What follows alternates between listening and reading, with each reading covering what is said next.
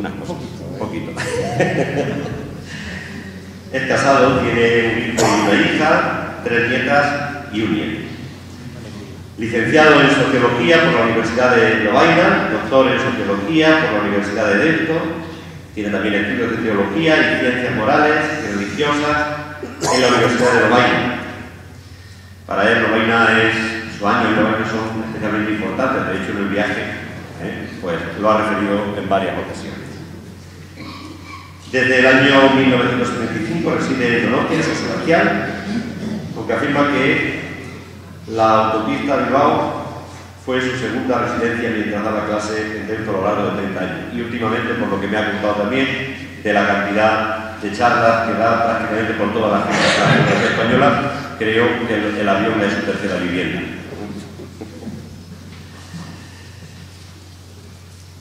La investigación es para él un placer constante. Después de la ausencia de dar clase, su pasión es la investigación.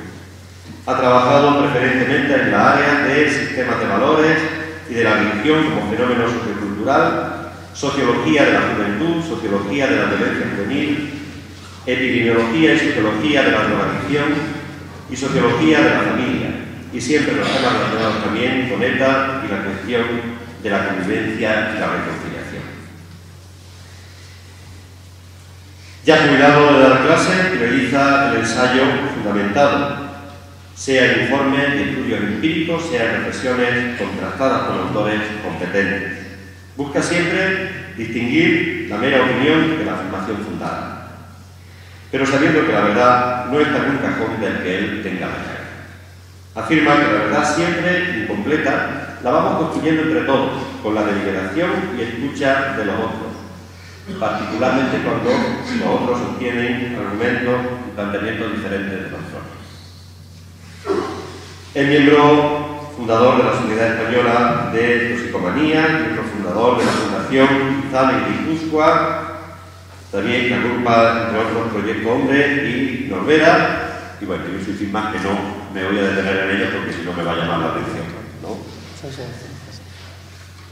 Por sus publicaciones sobre la juventud vasca próxima a ETA, reconoce que tuvo que vivir con protección durante 10 años, 2 meses y 2 días, que cuenta como una condena,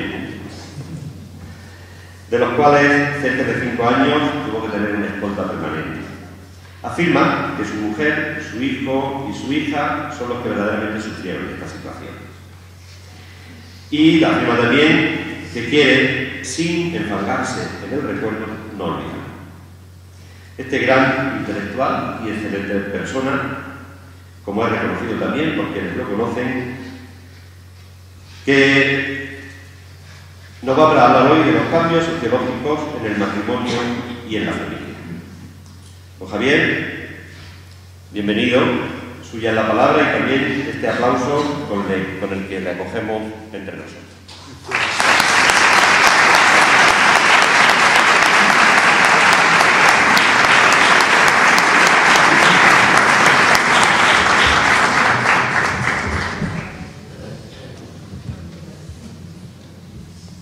Y voy a intentar hablar un poco de lo que me han pedido, que está ahí puesto, cambios sociológicos en la familia y en el matrimonio, en España básicamente. Este es un poco el guión que voy a utilizar. Voy a procurar hablar 45 minutos, 50 no más, para que luego podamos tener un rato de conversación, de intercambio de puntos de vista. Voy a empezar por una cosa que no se asusten, porque son números al comienzo, son datos, pero a mí me sirven de chivatos, ¿saben? Y a mí me recuerdan cosas y yo los comentaré. Son las 7, 8, 10 primeras transparencias, luego ya no hay números. Después hablaré sobre cómo los jóvenes españoles ven el tema de la familia en 3 o 4 cosas. Me entretendré en cómo definimos la familia, porque hay una cuestión importante, ¿qué es lo que se entiende por familia, ¿no? Lo que viene después ahí en lo que le digo de la potestas a la autoritas es una de mis tesis de fondo.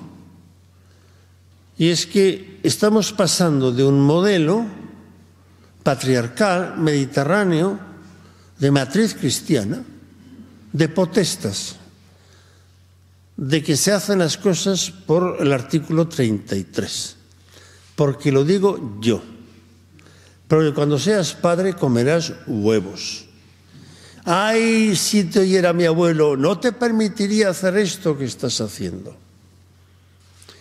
Y en eso se pretende la auctoritas, que es un modelo que nos viene más del norte, que mal copiado y mal utilizado está muy introducido en la sociedad española y que plantea una serie de problemas serios. Si me da tiempo, haré un excursus. Un excursus es un término latino para decir que una especie de parada sobre el tema de las técnicas de intercomunicación que nos vienen por vía Internet, que creo que es un tema clave, que se han convertido en uno de los auténticos agentes de socialización y competidores de una determinada forma de entender la formación y de la formación sin más. Y luego hablaré un poco de la cuestión de la transmisión, porque todos estos 4 días van dedicados al tema de la transmisión y hablaré un poco de lo que creo que es uno de los temas clave en este momento, y lo digo de entrada, y es el rechazo de mucha gente a la transmisión, de que no hay que transmitir. Y diré unas pinceladas sobre la relación entre la transmisión y la fe, pero que le dejo a don Fernando Sebastián que hable ya concretamente de la transmisión de la fe en la familia. Y con eso pues terminaré esta charla. Bueno, en primer lugar yo me voy a basar en la primera parte en datos que están tomados del Instituto Nacional de Estadística. Son datos censales. ¿Qué quiere decir esto de datos censales? Que no son encuestas de opinión. Es que los censos en España se hacen cada 10 años. Entonces son datos que algunos son antiguos, pero que marcan una tendencia que verán ustedes que es muy clara. ¿Qué es una familia para el Instituto Nacional de Estadística? Es simplemente, ellos utilizan el término que a mí me parece muy correcto de unidades familiares. Es donde hay 2 o más personas que están, sean relaciones de sangre o de parentesco. De sangre o de parentesco. Luego distingue las parejas de derecho, que es cuando son 2 personas que en el estado civil están casados, y las parejas de hecho, cuando al menos una de las 2 no está casada. La familia reconstituida son esas familias que se producen de rupturas anteriores y que luego se vuelven a reconstruir. Las unipersonales son las que hay una sola persona, y las monoparentales son las que hay solamente un padre o una madre. Algunos hablan de un progenitor o una progenitora, que, bueno, no. Y luego las parejas, familias de distinto sexo, familia en la terminología española, desde que se aprobó esa ley, las parejas españolas, las extranjeras, las mixtas, pero no he conseguido, porque no he conseguido el dato de las mixtas interreligiosas. Ni siquiera he encontrado, no he buscado, pero no he encontrado ni la Conferencia Episcopal Española. Bueno, datos, no se asusten por estos números, Les insisto que para mí son de chivato, estoy de chivatillo. Aquí están cuántos hogares españoles había y hay de 2011 y el 2001. Entonces, bueno, dicho muy rápidamente, digamos que hay más hogares, hay más núcleos familiares en estos 10 años, básicamente porque, no únicamente, pero básicamente porque los hogares familiares hay menos gente. Entonces, está la gente más dispersa. Antes había 2 o 3 familias que vivían en un mismo hogar, eso prácticamente ha desaparecido hoy en día. Esto quiere decir que el número de hogares ha aumentado en esos 10 años. Y sobre todo lo que han aumentado son las unidades unifamiliares, o sea, la gente que vive sola. Hay cada vez más personas que viven solas, un 45%. Había un 45% más de personas el año 2011 viviendo solas que el año 2001, y hoy todavía son más, pero el dato censal saldrá dentro de 4 años. Habrá que esperar, pero son más. Poco nos importa el número ahora, ¿no? Estas personas que viven solas no son solamente personas mayores, aunque hay muchas personas mayores. Lo tienen aquí abajo del todo. Yo creo que esto es un puntero, ¿no? Este no es. El otro. ¿Este será un puntero? Pues no. ¿Y este? Bueno, pues lo hago con el dedo, mira. Lo tienen aquí abajo. Bueno, si llego a verlo, porque yo soy muy patán para estas cosas. Aquí abajo ven ustedes que las personas de 65 y más años que viven solas ha aumentado en un 25%. Bueno, es un dato que no podemos no tener en cuenta cuando hablemos de familia y cogemos el conjunto, digamos, de estas cosas. Gracias. Aquí lo tenemos con parejas y aquí hay unos datos que son, de nuevo, ha aumentado el número de parejas un 20%, pero ¿qué es lo que ha aumentado? El número de parejas sin hijos. Hay muchas más parejas sin hijos en los años que estamos teniendo en cuenta. Hay un 45% más. Parejas con 1 o 2 hijos hay también más. Pero parejas con 3 o más hijos hay muchas menos. Luego, sin tener que acordarnos de nuestros abuelos, bueno, ustedes, de los abuelos o de ustedes mismos, yo soy el mayor de 5 hermanos. Y mi mujer también eran 5 hermanos. Pero sin acordarnos de aquello, solamente del 2011, del 2001 al 2011, ya es una rareza tener una familia con más de 3 hijos. Y lo que son parejas sin hijos o parejas con 1 o 2 hijos. Todavía las parejas, de hecho, son minoritarias. Están aumentando de una manera brutal, pero no tengo el dato censal. Y las familias reconstituidas, pues bueno, son estas que ven ustedes aquí abajo. Eran estas, 500.000, pero que ahora estoy seguro que pasan del 1.000.000. Sigo. Las parejas del mismo sexo han creado mucha bulla, mucho lío, porque era una novedad muy grande, se ha discutido enormemente, pero son una absoluta minoría. Son una absoluta minoría. Aquí tienen ustedes las cifras, el 2011, el 99,5% de las parejas que había en España eran de sexo distinto. Y del mismo sexo, pues había 17.000, digamos, parejas de mujeres y 37.000 de hombres. Lo que pasa es que este es un fenómeno que, aunque sea muy minoritario, como se habla tanto, da la impresión de que estamos realmente llenos de ese tipo de parejas, pero siguen siendo una enorme minoría.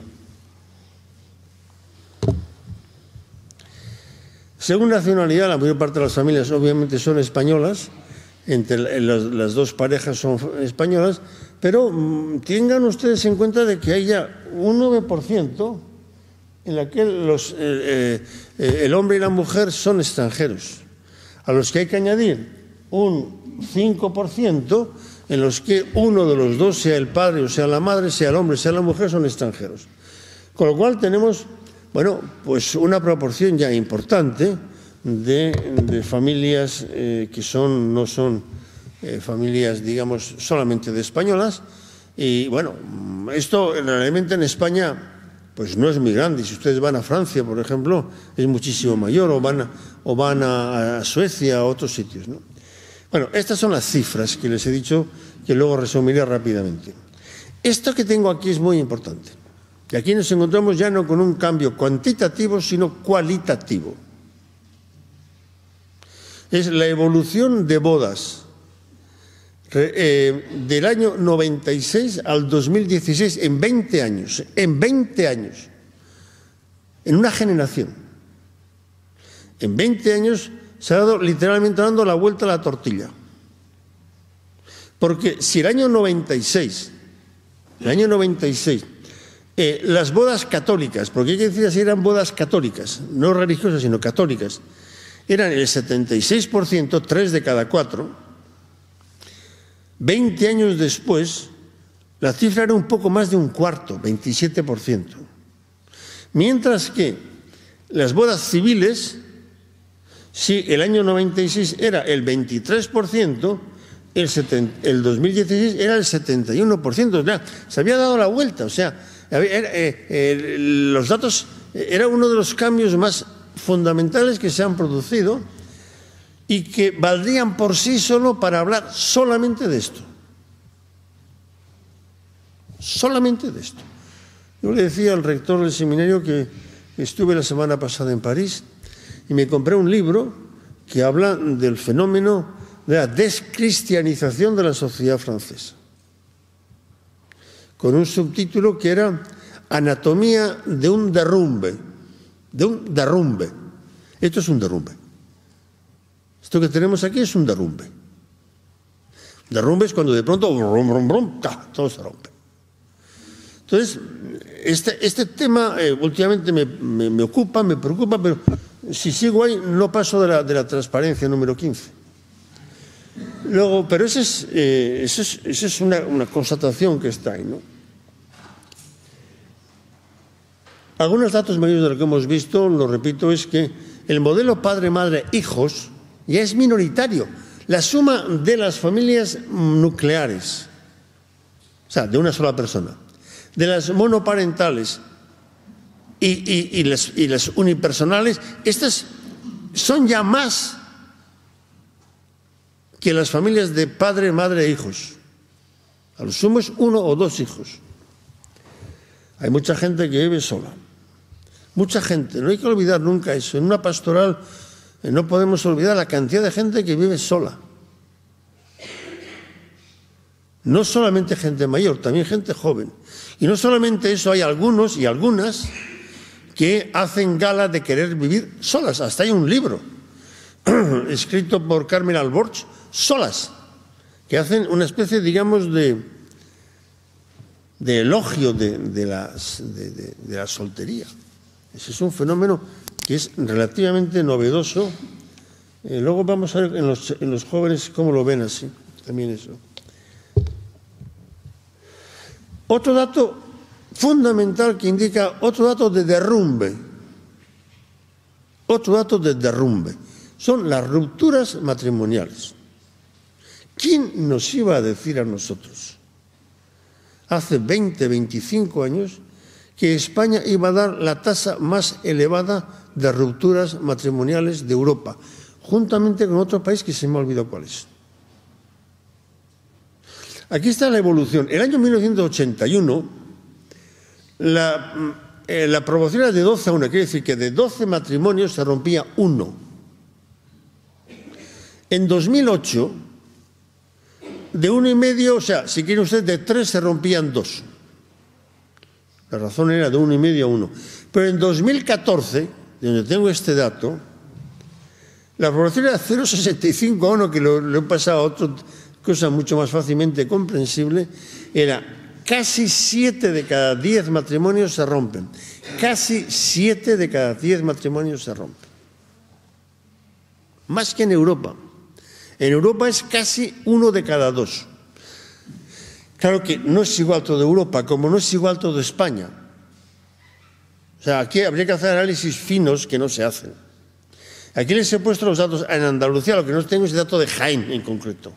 Pero sí tengo el dato de Andalucía. El dato de Andalucía se corresponde prácticamente con el español. Y donde hay más rupturas es en Canarias. Yo no lo sabía, me sorprendió a mí mismo viendo que la más baja era el País Vasco, de rupturas matrimoniales. Pero este es un segundo dato de derrumbe. Este dato no es de derrumbe porque viene de lejos, pero tiene una proyección de futuro enorme. Es el número medio de hijos por mujer en edad fértil. Ustedes saben que para que se reproduzca una sociedad determinada es preciso que cada mujer en edad fértil dé a luz 2 hijos y alguno más, por lo que pueda morir en el camino. 2,03, 2,04, 2,02, ahí andan, ¿no? En España está en 1,33. En 1,33. No es lo mismo en todas las comunidades autónomas. ¿Saben ustedes cuál es la comunidad autónoma que realmente está en peor situación? Asturias. En Asturias la tasa el número de hijos por mujer en edad fértil es de 0,99. No llega ni a 1. No llega ni a 1. Andalucía es un poco más que en la media. Evidentemente, lo que sube un poquito la media son las madres extranjeras. No mucho, porque ya hemos visto antes que son aproximadamente el 10% de la población española, ¿no? Luego hay otro dato que es muy interesante. La edad media a la maternidad, lo ven aquí, en la edad media a la maternidad, es de 31, casi 32 años. Pero la edad media al primer matrimonio es casi 32 y medio más. ¿Esto qué quiere decir? Que hay muchas mujeres que dan a luz a niños antes de haberse casado. Con lo cual tenemos este dato de aquí, que el porcentaje de nacidos de madre no casada es nada menos que el 44%. ¿Es importante esto o no es importante esto? Esto es importante independientemente de la dimensión religiosa, es importante desde el punto de vista de la dimensión social, por la seguridad del crecimiento del niño. El Estado, y con toda la razón del mundo, a partir del momento en que un niño aparece al registro civil, ¿quién dice quiénes se ocupan de este niño? ¿Quiénes son los responsables de este niño? Es igual que usted esté casado o que no esté casado, lo que sea. Pero ¿quiénes se responsabilizan? Entonces, bueno, nos encontramos con una situación en la cual, con unas tasas de divorcio del 70%, con unas tasas de natalidad de 1,33 y además con una tasa de edad de matrimonio de 32 años, bueno, pues el tema no tiene solución. España, yo he escrito más del País Vasco en esto, pero escribí hace poco un artículo donde decía, España, decía, el País Vasco desaparece falto de vascos. Nunca he visto más reacciones a un artículo mío que es, el País Vasco desaparece, y otras veces se suele decir, el famoso problema vasco desaparecerá sencillamente porque no habrá vascos. Luego, muerto el perro, se acabó la rabia.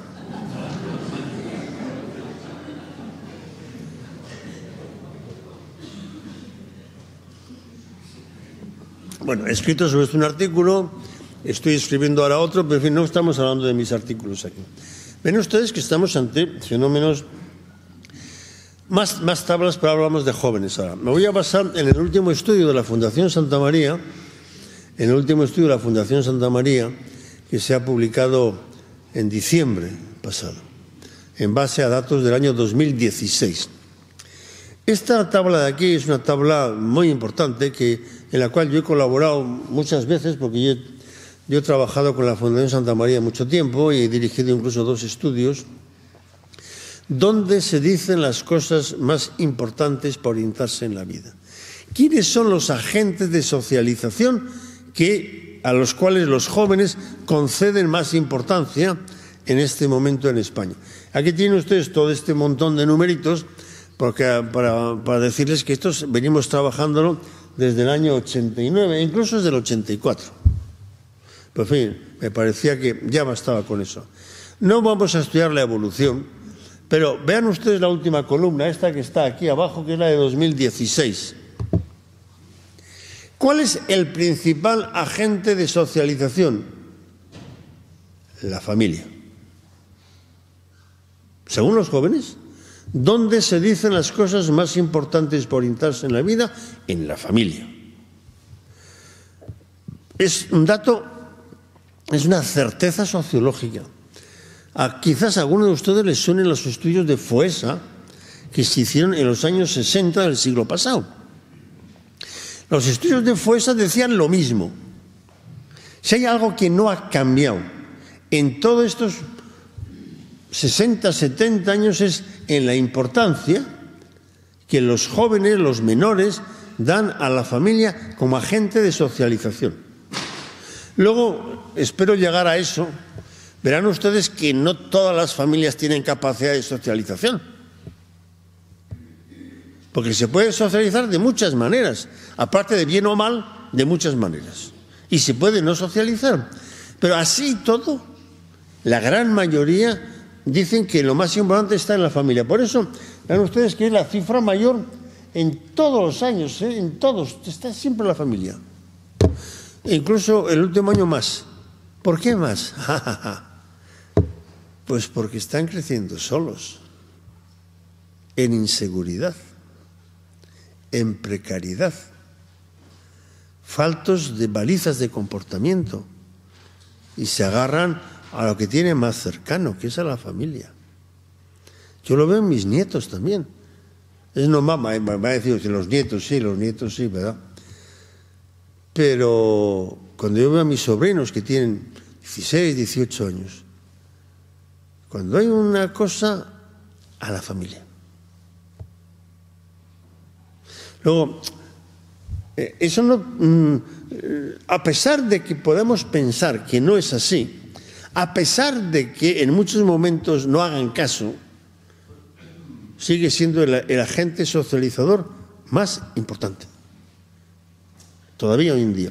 Y no me detengo en los detalles de los amigos, etcétera, etcétera, sino para decirles una cosa, que Internet no aparece como el más importante, está relativamente abajo, ven ustedes aquí, porque, sin embargo, Internet tiene más importancia, yo me atrevo a decirlo hace mucho tiempo, que Internet, cuando digo Internet quiero decir las redes sociales, quiero decir los chats, quiero decir, digamos, los correos electrónicos, quiero decir Twitter, quiero decir Facebook, quiero decir todo eso, lo ven más como un entretenimiento, como un medio de comunicación, como un medio de diversión, como un medio de estar en contacto con otros y como un agente de socialización.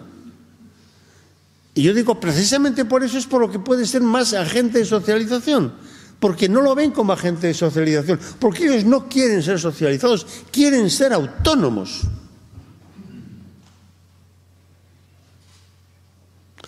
Y por último, en esta tabla está el dato terrorífico de aquí abajo. En la iglesia, sacerdotes, parroquias, mezquita, cabo ya, los que me han seguido en la Fundación Santa María, pues ya han colocado también, a nosotros también hemos puesto en la iglesia, porque era mayoritariamente, pero ahora con la presencia de otras religiones, pues han puesto correctamente parroquias, mezquita. Y vean ustedes la cifra, 3,8. Y eso que ha subido un pelín. Ha subido un pelín. Pero vean ustedes dónde está. La iglesia es irrelevante, estadísticamente hablando, para la gran mayoría de jóvenes. No tengamos miedo a las palabras. Es irrelevante, estadísticamente hablando, para la gran mayoría de los jóvenes.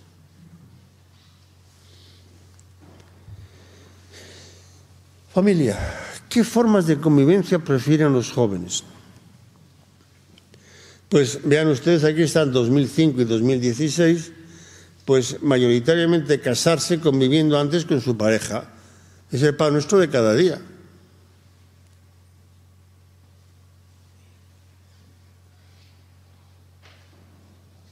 Es importante eso.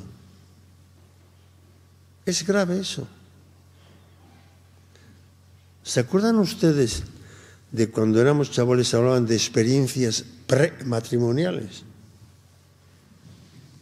Pues eso es una experiencia prematrimonial, ¿o no?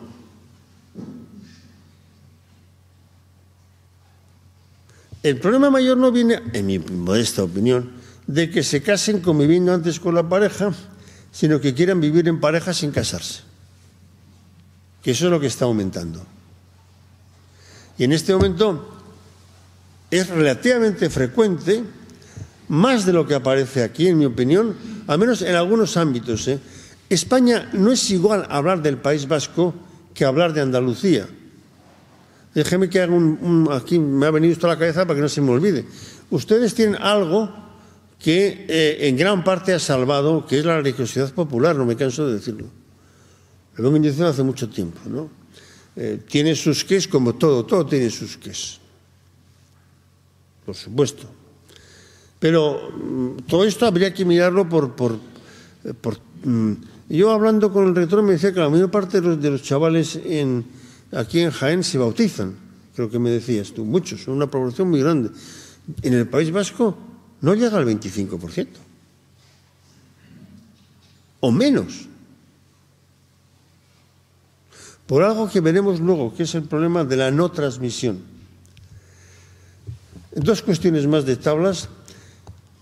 ¿De qué discuten los jóvenes con sus padres? Estos son jóvenes de 15 a 24 años de España, ¿eh? 15, 24 años de España, 2016, son datos de ahora. ¿De qué discuten con sus padres? Bueno, pues por no colaborar en las cosas domésticas, por los estudios, por el dinero, por ahora llegar a casa. ¿Y qué es lo que está abajo del todo? La religión. ¿Cómo carajos quieren ustedes que estos jóvenes, para quienes la familia es el principal agente de socialización, ni siquiera se pelean por la religión con sus padres? ¿Qué es lo que en ese momento, dónde se ha producido el fallo, el derrumbe? Obviamente en los padres y básicamente en la madre. No quiero echar la culpa a las mujeres porque en el siglo que vivimos me machacan, como diga eso. Pero quiero decir una cosa, es que cuando hacemos, digamos, quién es el principal agente de socialización, digamos, en cuestiones de tipo de valores, de sistemas de valores, de religión, de política, etcétera, es la madre.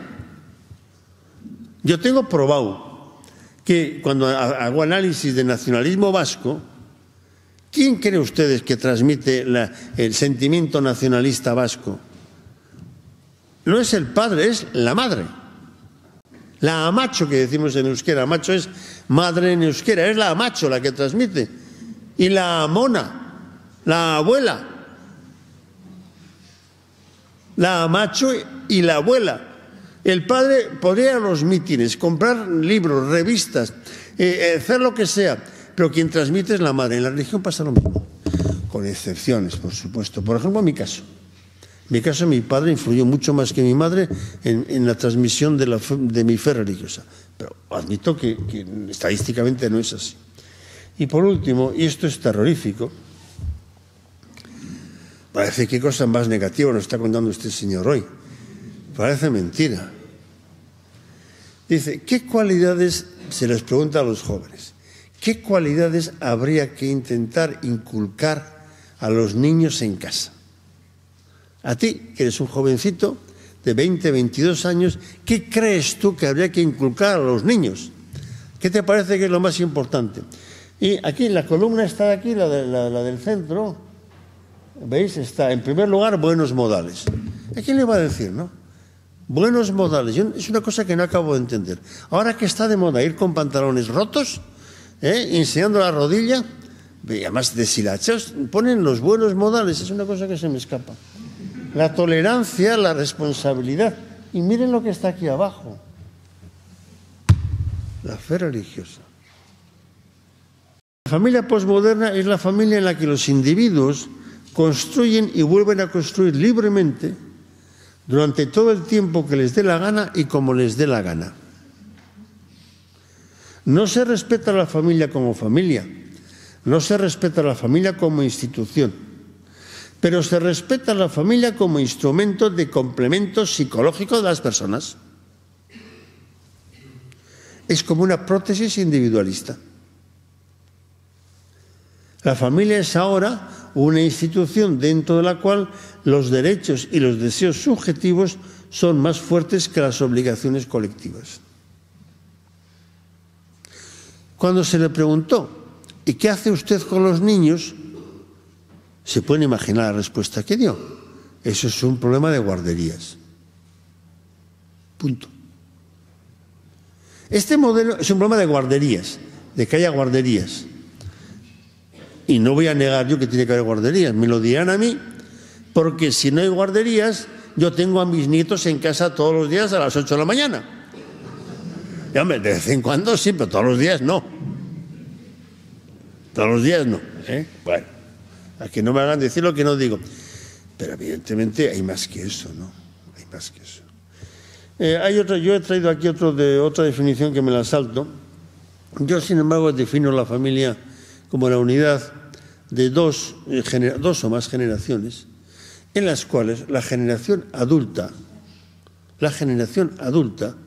tiene la responsabilidad de criar y educar a la generación más joven hasta que sean ellos mismos adultos y responsables, sean capaces de volar libremente, salir de su nido y actuar por sí mismos. Yo suelo decir que el éxito de unos padres, es una frase un poco dura la que digo, el éxito de unos padres es hacerse prescindibles.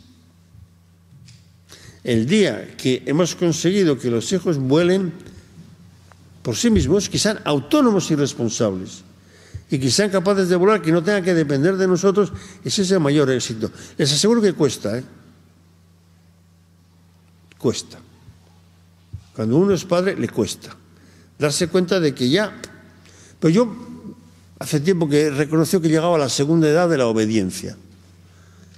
Porque cuando uno es padre, los hijos más o menos le obedecen hasta cierto punto. Pero a medida que los hijos van creciendo y tú te conviertes en abuelo, entonces tú ya tienes que empezar a obedecer a los hijos.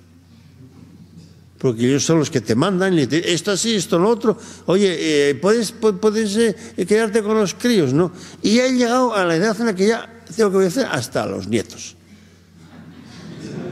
Es una cosa increíble. Yo no sé cómo están saliendo, pero tengo la nieta más pequeña, es un terremoto. Es un terremoto que me coge del dedo así, y me lleva a donde están los juguetes para que juegue con ella. Y entonces le saco un juguete y hace así, ¿no? Tiene 1 año y 2 meses, hace... Yo obedecer. Es la segunda edad de la obediencia. Bueno, hay una edad en la que siempre he obedecido, es a la mujer, pero es otra cosa eso.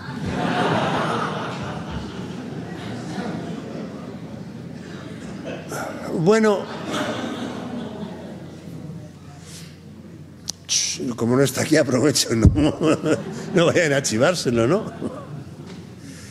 Bueno, no todas las familias son iguales. Yo tengo una tipología de familias que es antigua, pero que creo que en el fondo sigue siendo válida. Paso muy rápidamente sobre esto. Antes les he dicho que depende de familias y familias. No todas las familias son iguales. No solamente en el sentido de que sean de la misma pareja, de parejas distintas, nacionales, internacionales, reconstituidas. No, eso es importante, no voy a decir que no. Pero me parece más importante esta que tengo aquí, esto que les voy a contar aquí. Estos son 4 modelos de familias en función de sus sistemas de valores, de la capacidad de socialización que tienen, de la capacidad de educación que tienen y de la capacidad que tienen de transmitir. Una es la familia que llamábamos familista endogámica. Es una familia que todo el mundo quisiera que fuera así. Es una familia en la cual se llevan muy bien, están todos contentos, les gustaría no separarse. Entonces es una familia donde evidentemente los pequeños son muy... Los niños son socializados, son educados, etcétera, ¿no? ¿En qué? En lo que sea. En la fe católica, o en el marxismo-leninismo, o en lo que ustedes quieran. Pero es una familia en la cual, bueno, ¿qué problemas tiene esta familia? Puede tener un problema de que los niños estén sobreprotegidos. Ay, ay, ay. De eso habría mucho que hablar, pero no me da tiempo. Porque si bien es malo el laxismo, que será la familia nominal, la sobreprotección también. Porque el día que papá y mamá no estén, se van a desmadrar. Se van a desmadrar. El segundo modelo es la familia conflictiva.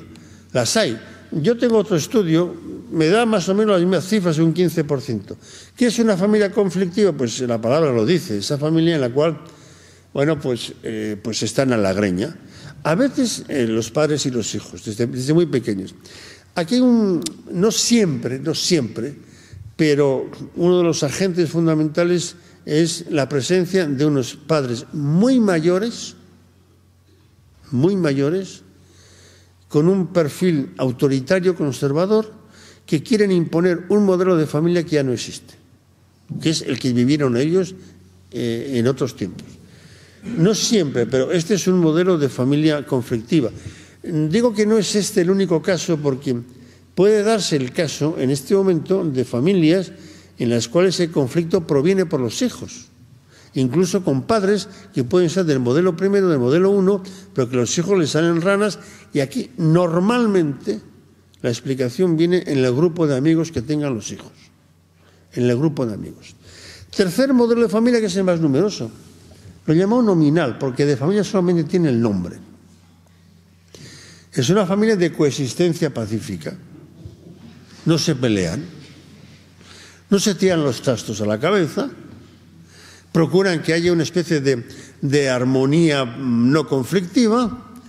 Entonces, evidentemente, el padre le echa la culpa a la madre, porque madre no es la madre que la mujer que tiene, no es como su madre, que se ocupaba de los niños, hacía las cosas, y ahora no, ahora mi mujer sale por ahí, va al teatro, va al cine, va a trabajar y no se ocupa de los niños. Mientras que la madre le dice al padre, es que tú no tienes autoridad, has perdido autoridad. ¿Tú crees que mi padre permitiría en lo que tú le permites al niño? No, mi padre te obligaría a actuar y tú no actúas, estás ahí como apocado, eres un padre missing, un padre perdido. Es un fenómeno muy curioso los padres perdidos, los padres que no saben qué hacer. Ahora, los dos se ponen de acuerdo en una cosa, que la culpable es la escuela. Porque la escuela ya no educa como antes, es que les dejan hacer cualquier cosa. Ya no hay respeto en la escuela, no puede ser, ¿no? Total que arre que la casa sin comer. Es el padre ha salido de casa, la madre no ha entrado, entonces la culpa es la escuela. Y luego está la familia adaptativa, que es la que intenta arreglarse como puedan y a veces lo consiguen, La familia adaptativa, que, bueno, entonces ya ven ustedes, los dos modelos extremos son los que mejor funcionan normalmente. Bueno, hay más modelos que no me los voy a saltar porque ya ven ustedes que todo esto me lo salto. El fondo de la cuestión ya les he dicho, no voy a repetirme eso. Ay, mamá, ¿qué hora es? Las 9. Me salto. El tema de los TICs es muy importante, es un tema muy importante. Hay dos tesis fundamentales en presencia con las técnicas de intercomunicación. O bien son meramente instrumentos o determinan. Es una discusión que no se ha agotado y estamos ahí. Hay algunos que sostienen que las nuevas técnicas de intercomunicación pues están no solamente, si fueran instrumentales, serían unos instrumentos que es cuestión de dominarlos y que al dominarlos, bueno, pues sería como cualquier cosa, pues como un coche. Un coche es un instrumento para ir más rápido, y antes se andaba a caballo. Es cierto que puede haber accidentes y la gente se mata, pero es un instrumento. Otros dicen que no, que las técnicas de intercomunicación estas están moldeando la cabeza porque están actuando incluso sobre el propio cerebro. Y está haciendo que de pronto se desarrollen menos una serie de actividades de resolución de problemas porque todo está al final de un clic. La discusión es enorme. Yo cada día me inclino más a la segunda opción. Yo incluso puse una intermedia, la condicionalista, diciendo que todo depende de quién sea, ¿no? Pero en todo caso, la transmisión, vamos a ir cerrando para cumplir el horario, la transmisión que se ha producido ciertamente en el seno de la familia y en parte en la escuela, tiene en este momento un enorme competidor, bueno, pues porque de pronto ha entrado de hoz y coz en la casa, digamos, todo lo que supone el mundo de Internet, que es más que un juego, en donde de pronto pues tienen muchos sistemas de valores, pero sistemas de valores no en plan de rollo, porque no siguen en ningún rollo. Vean ustedes un ejemplo. Cuando yo presenté mi último libro en Madrid, que no voy a decir cuál es para que luego no me digan que soy como Paco Umbral, que venía aquí a hablar de lo mío, en el último libro estuvo Isabel Acebo presentándome el libro, ayudándome, y dijo que, esto fue en diciembre pasado, y dijo que había estado intentando comprar unos cuentos para llevárselos a sus nietos. Y que prácticamente no encontraba ningún cuento donde hubiera motivos religiosos. ¿Qué es un motivo religioso? Pues, por ejemplo, que haya pueblos con iglesia. Hay una iglesia, que haya una cruz, que haya una figura religiosa. No hace falta grandes discursos. Y eso es lo que ocurre también, que de pronto eso prácticamente ha desaparecido. O sea, yo que tengo en casa a 4 nietos y que procuro hacer lo que puedo, como todo el mundo. Y bueno, pues solamente he encontrado uno en donde en un pueblo hay una iglesia. Ahí, eso sí, toda suerte de animalitos, está todo lleno de animalitos. Entonces, bueno, eso es un aspecto extremadamente importante, ¿no? Hoy en día, y aquí vamos al fondo del tema de la transmisión, y con esto tendré que ir cerrando ya, la palabra influencia, influir, tiene muy mala prensa. O sea, lo que en este momento está de moda, lo que de alguna manera se ha impuesto de una manera dominante, es la idea de que nosotros, los adultos, no tenemos que influir demasiado en los menores, que tenemos que dejarles que ellos crezcan espontáneamente, que ellos crezcan con arreglo a su libre albedrío, con arreglo a lo que les parezca bien, lo que les parezca mal, y que cuando sean mayores ya decidirán un poco qué es lo que van a querer hacer de una cosa y de la otra. Hay un libro que lo tienen ahí abajo, que creo que se ha traducido ya al castellano, y que yo, si lo han traducido, lo recomiendo vivamente. Yo sé que ha habido gente, porque yo he hablado de este tema en Madrid hace unos meses, y me encontré con lectores, con personas como ustedes, que me estaban escuchando, y al terminar me vinieron a decir que sí, que ya habían conocido este libro, que lo tienen ahí abajo. Es un libro de un profesor de secundaria de Francia, que voy a leer 2 o 3 transparencias. Gracias a la web, a la red, parece que estamos dispensados de transmitir un saber. Solo nos queda proponer cómo saber hacer, cómo saber ser, ya que las máquinas se encargan de estocar lo heredado para nosotros, nuevos horizontes de libertad se nos abrirían. Así a los padres, a los profesores, a los monitores de tiempo libre, a los educadores se les ha confiado una misión propiamente hablando imposible e impensable hace 50 años. La sociedad les ha encargado la misión de educar, pero dejando al educando en general libre, virgen de toda traza de autoridad, liberado del peso de toda cultura anterior a su individualidad. La consecuencia es que el educando tendrá que lanzarse él solo en la búsqueda de su saber, de sus decisiones morales y de su futuro. La resultante es que todo dependerá en dónde haya caído. Entonces, ya la capacidad de socialización, la capacidad de educar de los padres y los profesores en este planteamiento de no transmisión, de rechazo de transmisión, se convierte prácticamente en imposible. Si la lógica dominante es que ni padres ni profesores deben transmitir sus creencias, sus ideas, sus ideologías, su forma de pensar, porque de esa manera lo que harían sería una especie de violencia simbólica. Pierre Bourdieu dijo esto hace 40 años. ¿Cómo se educa entonces? ¿Cómo se transmite? ¿Qué se transmite? ¿Quién transmite? ¿Quién transmite? La mayoría. Lo que hace muchos años, lo tengo por aquí escrito, Tocqueville, Hannah Arendt, del Sol, hablaron de la tiranía de la mayoría. Esta frase de Hannah Arendt es extraordinaria.